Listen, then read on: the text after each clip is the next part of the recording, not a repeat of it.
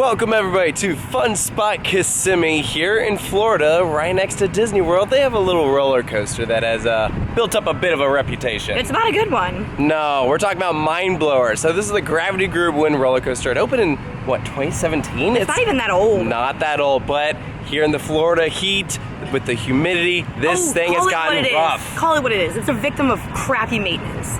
It has to be at least 50% of the reason why it runs the way it does. But also, wind coasters don't have the best track record in Florida. I mean, Gwazi got RMC'd, and speaking of track and RMC'd, we're standing right here in front of RMC's 208 track. Yes, which is something that I feel like very few people can say that they've done, but we were lucky enough to be at Silverwood shortly after they put the 208 track on, what, Tremors first? Tremors, and now it's on Timber Terror. So like we actually know what the experience feels like. So Taylor's gonna go ride Mind Blower. I'm not, because I have self-respect. I'm gonna laugh at you. When you come up and you're like, let me do this. And then we'll talk about why this is a great decision. Hey Taylor, how about that ride? Guess they mean business. The track is here, they've already started. Wow, no formal announcement or anything, it's already closed. Yeah, and we just talked to some employees and they said it's closed for a month, so I guess we can expect to see new track going up in the next few days. Like if they're gonna be done in a month? Yeah. I don't believe that. If it's a short turnaround, then also, I doubt they're gonna do the whole thing. Which is interesting, because I feel like we were talking about that it was gonna be a full retrack, or at least that was the assumption. We don't actually know. I'm just like, as long as they do like some of like the valleys like down here, like is so ungodly uncomfortable. If you haven't ridden Mind Blower yet, you're never gonna get to experience it in its roughest forms. I know it's been a couple months since we've been on it. I mean, for that I am extremely grateful. Honestly, part of me was like getting like a little bit of FOMO, like all right, I gotta ride it. Like I gotta get the one last like awful experience, and like I didn't really want to. Like it was really just FOMO taking over. And as soon as we saw the sign, I'm like, oh thank God. I'm off the hook. You don't want to, guys. You're better off if you've never ridden it. You get to ride like the nice version, because this was not fun. Which we need to clarify is not a dig against the layout, because actually it's really, really fun. It's very fast paced and relentless. The problem is that it is just not smooth. It's interesting because I think both of our minds went to like, oh, it's probably gonna be Gravity Group doing their pre-cut track on this. I assumed it would be. It's a Gravity Group coaster, you know? And then after Airy Force, and like they're like talking about like future projects, this and the other thing, it's like, oh, well, actually, maybe not. Maybe it's this. Well, when we were at Fun Spot Atlanta, we were chatting with some of the RMC guys, and as well as we heard from John Airy Jr., and they made it sound like, you know, the Fun Spot team was not done with RMC. Yeah. They had more ideas in mind. We assumed that meant new roller coaster, but then this 208 track shows up.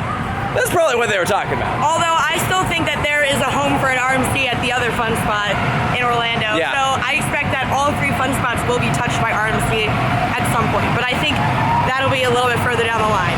All right, so we're back here by the track. And just to be clear, anyone can walk up and see this as of right now. They just have this tape, like, you know, don't cross it, don't be an idiot, but just for reference, the go-kart's right there, and Mind Blower's right there. Park right here, so you can literally just park and like walk right up to it. So yeah, which is crazy. It wasn't hard to find. I know. So here's what we're looking at. We got, let's see, 1, 2, 3, 4, 5, 6 rails here, and some of them are in a lot curvier shapes than others. So look at this bend right here. That looks like it's gonna be for a pretty drastic element right there. These have slight changes in direction to them. This one right here in the middle is just like barely curved at all. So it's gonna be interesting. I definitely am curious what parts of this ride they're gonna do. Do you think there's really more coming here? Yeah. This track is designed to capture that existing profile of previous rides. So this is not gonna be like they're gonna be adding elements to it. And I doubt also that we're gonna see new trains with it. This is probably gonna keep the exact same Timberliner trains. Yeah, like I feel like a lot of people like heard this announcement and their immediate thought was like, we're getting like an RMC coaster, like it's gonna be RMC'd, but it's like, it's RMC track, but it will still inherently feel like a Gravity Group coaster. Yes. And that's what we felt when we did Tremors. Like it didn't suddenly feel like, oh, this is like an RMC layout. Like it really doesn't change the way the ride is experienced. It just changes that it's smoother. It's a much smoother experience with the same layout. Now, here's what's gonna be interesting.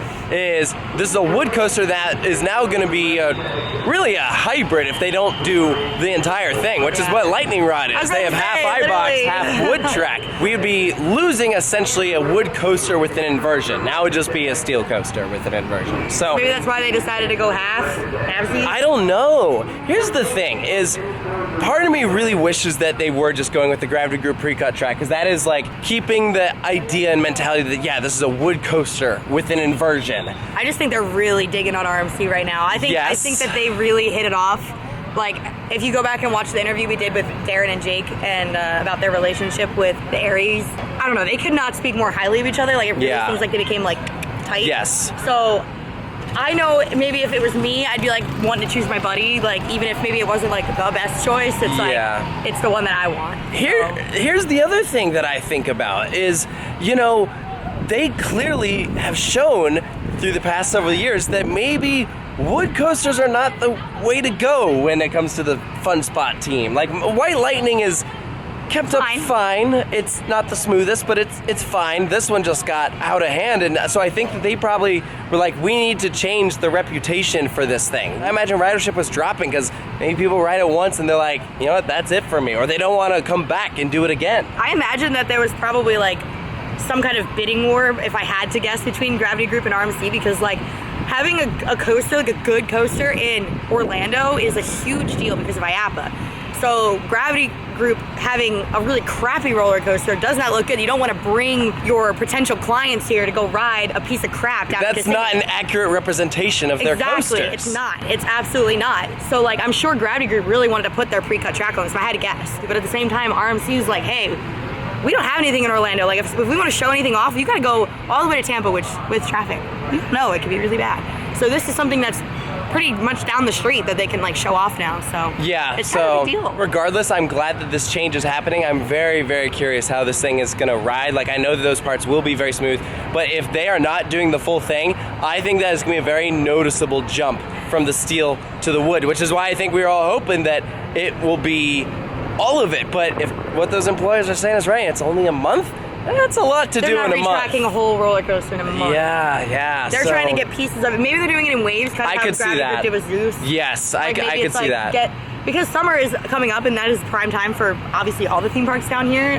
Definitely Fun Spot, because people get done at the parks and come here. Yeah. So like, if you have your big roller coaster that's closed, like this is the closest to Disney right now. Mm-hmm. It's gonna be interesting to watch, but if they're closing the coaster now, I think that we're gonna start seeing some action on this ride pretty soon, which if that's the case, then maybe we'll have more videos coming out where we'll be able to show you some of the work that RMC is doing here. Yeah. So regardless, it's exciting stuff. It is, and I'm all for like the friendly competition, you know? It's like RMC isn't the only one dominating this market now. You got Titan track, you've got the pre-cut track, you have all these options now for wood coasters. Exactly. So it's always keep you on your toes, you know? Yep. It's like, what's this gonna be? And RMC won this one. It's like a freaking gamble, I don't know. All right, let us know down in the comments below what you think of Mindblower's new Retrack, and of course, stay tuned for more here at Coaster Studios. Iron Mindblower, Steel Mindblower, Steel Blower, Iron Blower. They aren't changing the name. No. All right, we'll see you next time.